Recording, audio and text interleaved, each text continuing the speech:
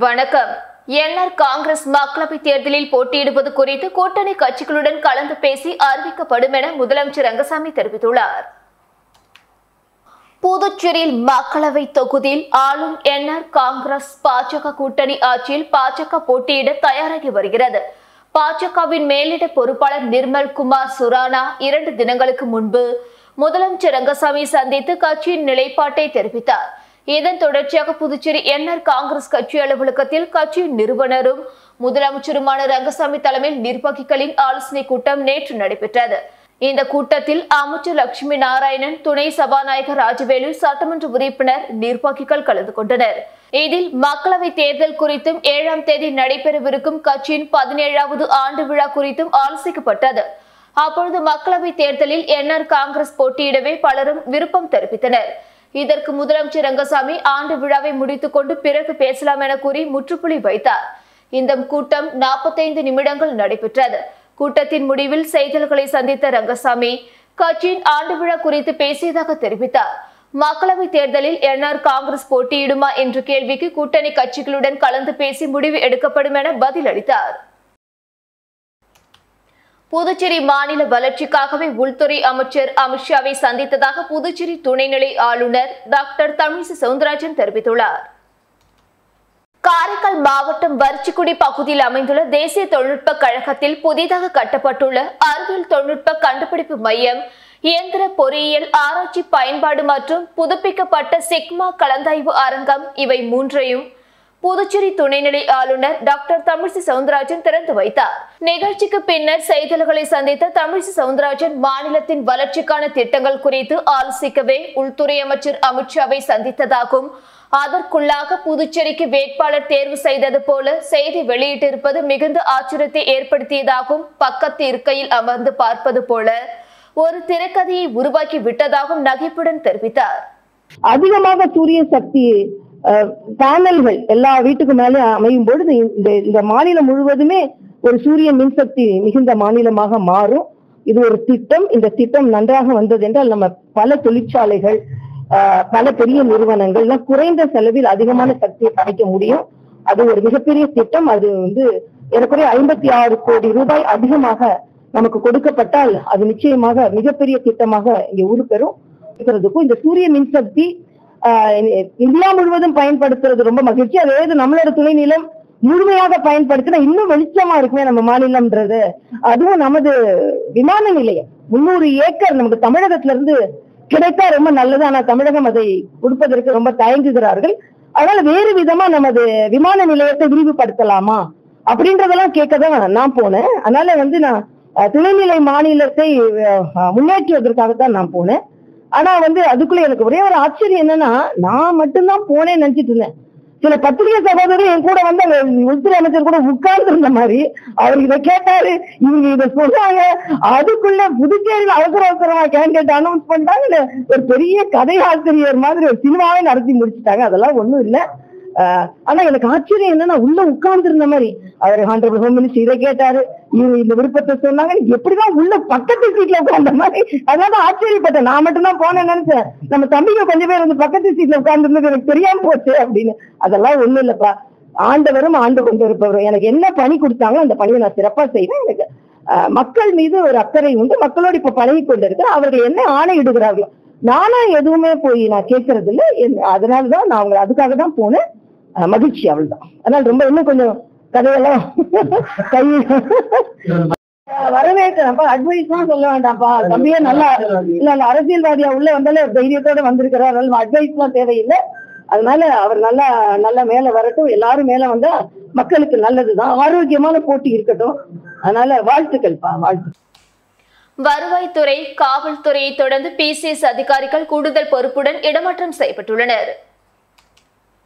பாராளுமன்ற தேர்தலையொட்டி புதுச்சேரி காவல்துறை, வருவாய் என பல்வேறு துறைகளில் 3 ஆண்டுகள் கடந்து பணியாற்றும் அதிகாரிகள் தொடர்ந்து இடமாற்றம் செய்யப்பட்டு வருகின்றனர். அதன்படி தற்பொழுது 3 பிசிஎஸ் அதிகாரிகள் கூடுதல் பொறுப்புடன் இடமாற்றம் செய்யப்பட்டுள்ளனர். நிதித்துறை துணை செயலர் ரத்னா கோஷ் கிஷோருக்கு வணிக வரி இணை ஆணையராக கூடுதல் பொறுப்பு வழங்கப்பட்டுள்ளது.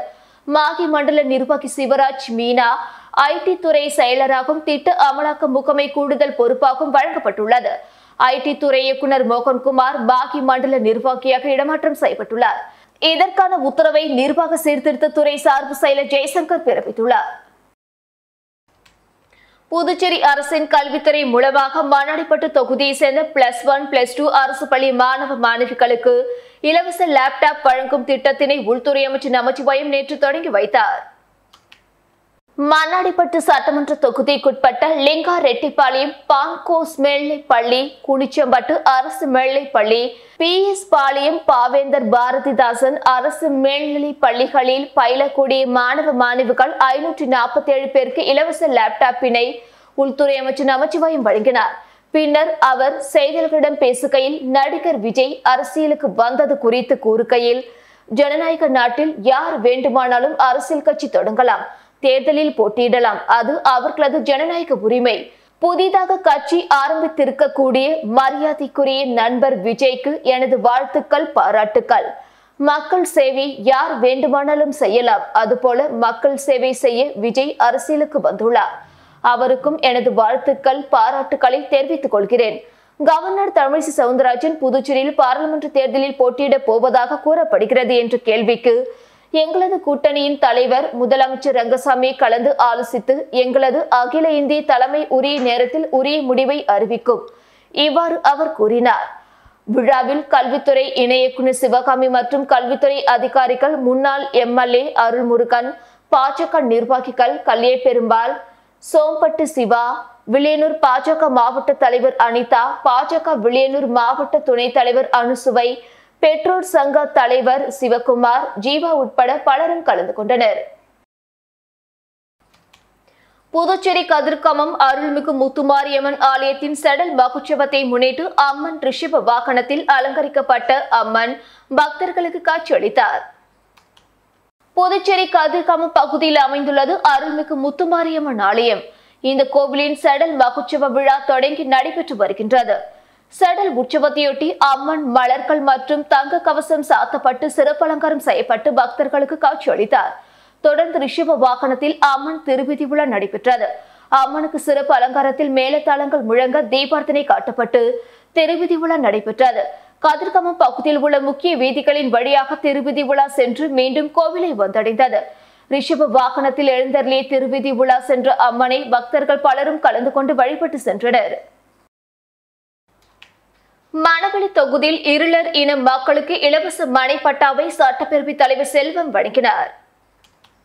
மணவெளி தொகுதி TN பாளையம் பகுதியில் இருளர் மக்கள் வசித்து வருகின்றனர். அவர்களுக்கு அரசு இலவச மனை பட்டா வழங்கப்பட்டது. இதில் விடுவிக்கப்பட்டவர்களுக்கு அரசு நில அளவை மற்றும் பதிவேடுகள் துறை மூலம் இலவச மனை பட்டா வழங்கும் நிகழ்ச்சி தவளக்குப்பம் MLA அலுவலகத்தில் நடைபெற்றது. தொகுதி சட்டமன்ற உறுப்பினரும் சட்டப்பேரவை தலைவருமான செல்வம் பயனாளிகளுக்கு மனைப்பட்டாக்களை வழங்கினார். இந்த நிகழ்ச்சியில் பழங்குடியினர் நலசங்க தலைவர் ராம்குமார், விவசாய அணி பொதுச் செயலாளர் சக்திபாலன், தொகுதி தலைவர் ரஞ்சித்குமார் உட்பட பலர் கலந்து கொண்டனர். மதுபான கடையில் கத்தியை காட்டி மிரட்டியும் பாம் போட்டு விடுவதாக மிரட்டிய ரவுடியை போலீசார் கைது செய்தனர். திருபுவனை அருகே நல்லூர் பகுதியில் 7 ஹில்ஸ் என்ற மதுக்கடை உள்ளது. இந்நிலையில் மதுபான கடைக்கு வந்த நபர் கத்தியை காட்டி மதுபானங்களை கேட்டுள்ளார். அங்கிருந்த ஊழியர்கள் மதுபானம் கொடுக்க மறுப்பு தெரிவித்தனர். இதனால் ஆத்திரமடைந்த அந்த நபர் கடையில் வெடிகுண்டை வீசுவேன் என மிரட்டினார். இதனிடையே ஊழியர்கள் திருபுவனை காவல் நிலையத்திற்கு தகவல் அளித்ததை தொடர்ந்து திருபுவனை காவல் நிலைய ஆய்வாளர் இளங்கோ தலைமையிலான போலீசார் சம்பவ இடத்துக்கு விரைந்து வந்து அந்த நபரை மடக்கி பிடித்து காவல் நிலையம் அழைத்து சென்றனர். விசாரணையில் மூலகுளம் JJ நகர் பகுதியை சேர்ந்த ரவுடி மணிபாலன் என்பதும் இவர் மீது கொலை மற்றும் பல்வேறு வழக்குகள் உள்ளதும் தெரிய வந்தது. இதனை அடுத்து மணிபாலனை கைது செய்த போலீசார் நீதிமன்றத்தில் ஆஜர்படுத்தி மத்திய சிறையில் அடைத்தனர். காரைக்கால் மாவட்ட காவல்துறை சார்பில் தலைக்கவசம் அணிவது குறித்த விழிப்புணர்வு பேரணியில் காவலர்கள் தலைக்கவசம் அணிந்து இருசக்கர வாகன அணிவகுப்பில் ஈடுபட்டனர்.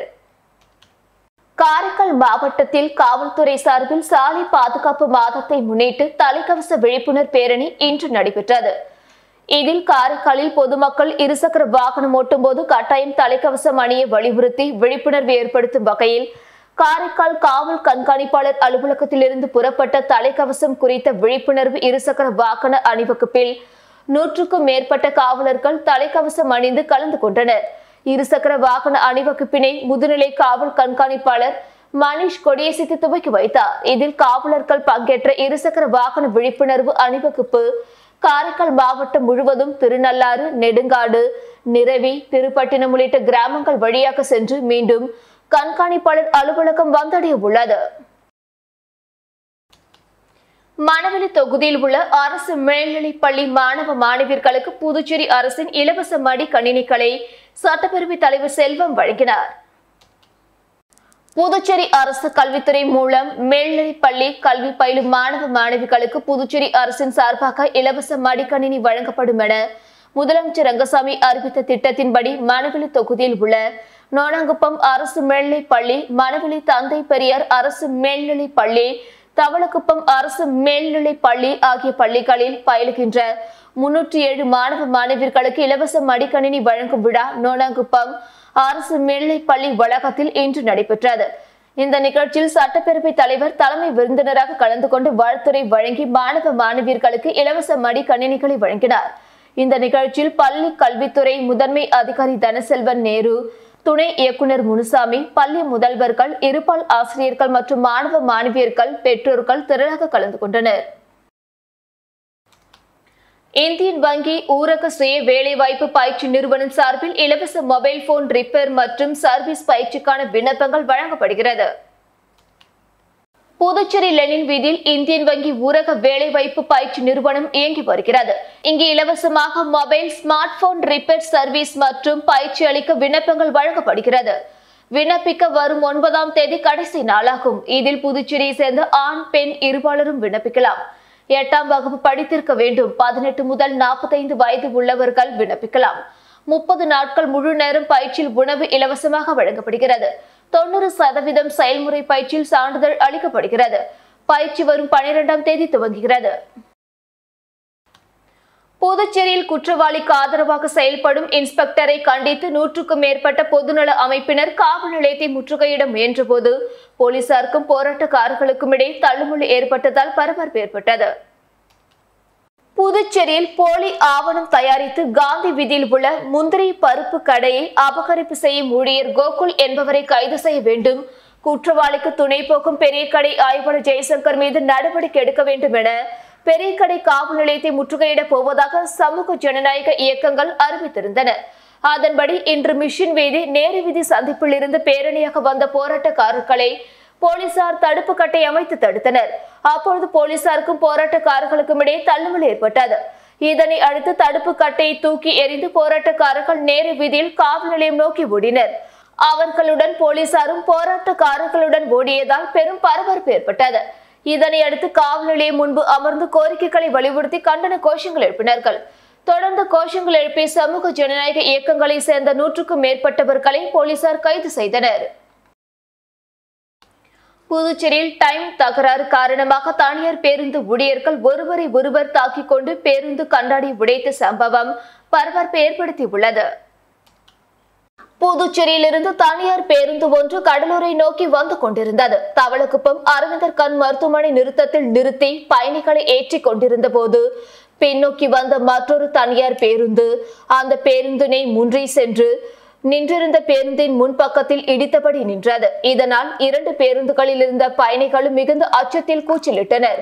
இதில் ஆத்திரம் அடைந்த நின்ற பேருந்தின் ஊழியர் இடித்து நின்ற பேருந்தில் ஏறி தகராறில் ஈடுபட்டனர். வாக்குவாதம் முற்றியதில் இடித்த பேருந்தின் முன் கண்ணாடியை மற்றொரு பேருந்து ஊழியர் கல்வீசி தாக்கினார். இதனால் அந்த பேருந்தின் முன்பக்க கண்ணாடி முழுவதுமாக சேதமடைந்தது. இதனால் இப்பகுதியில் சிறிது நேரம் போர்க்களம் போல் காட்சியளித்தது. இது போன்ற சம்பவங்கள் கடலூர் பாண்டி மார்க்கத்தில் தொடர்கதையாக உள்ளது. போக்குவரத்து துறையினர் இந்த பிரச்சனையில் தலையிட்டு டைமிங் தகராறு ஏற்படாமல் சரி செய்ய வேண்டும் என கோரிக்கை வைத்துள்ளனர். புதுச்சேரியில் நகைக்கடை உரிமையாளரை சிறையில் உள்ள பிரபல ரவுடி பேசுவதாக கூறி பணம் கேட்டு மிரட்டிய வாலிபரை போலீசார் கைது செய்தனர். புதுச்சேரி பாரதி வீதியை சேர்ந்தவர் ரமேஷ். இவர் அதே பகுதியில் ஜிஆர்பி லட்சுமி ஜுவல்லரி என்ற நகைக்கடை நடத்தி வருகிறார். கடந்த 28ஆம் தேதி இவரை செல்போன் மூலம் தொடர்பு கொண்ட மர்ம நபர் ஒருவர் தான் சிறையில் உள்ள பிரபல ரவுடி மாஸ்டர் மணிகண்டனின் கூட்டாளி என்றும் தனது ஆட்கள் கடை அருகே நின்று கொண்டிருப்பதாகவும் அவர்களிடம் ரூபாய் 5 லட்சம் பணம் கொடுத்து அனுப்புமாறு கூறி மிரட்டியுள்ளார். அதற்கு அவர் தான் எதற்கு பணம் கொடுக்க வேண்டும் என்று கேட்டபோது மறுமுனையில் பேசியவர் ஏன் சம்பவம் செய்தால்தான் பணம் கொடுப்பீர்களா என்று கூறிவிட்டு இணைப்பை துண்டித்ததாக கூறப்படுகின்றது. இதனால் அதிர்ச்சியடைந்த ரமேஷ் தனக்கு வந்த செல்போன் உரையாடலை கொண்டு பெரியகடை காவல் நிலையத்தில் புகார் அளித்தார். புகாரின் பேரில் போலீசார் வழக்கு பதிவு செய்து விசாரணை மேற்கொண்டதில் அருந்ததி நகரை சேர்ந்த பிரசாந்த் என்பதும் பணத்திற்கு ஆசைப்பட்டு செய்ததாகவும் தெரிய வந்தது. இதனையடுத்து பிரசாந்தை கைது செய்த போலீசார் நீதிமன்றத்தில் ஆஜர்படுத்தி சிறையில் அடைத்தனர். இத்துடன் செய்திகள் நிறைவடைந்தன. வணக்கம்.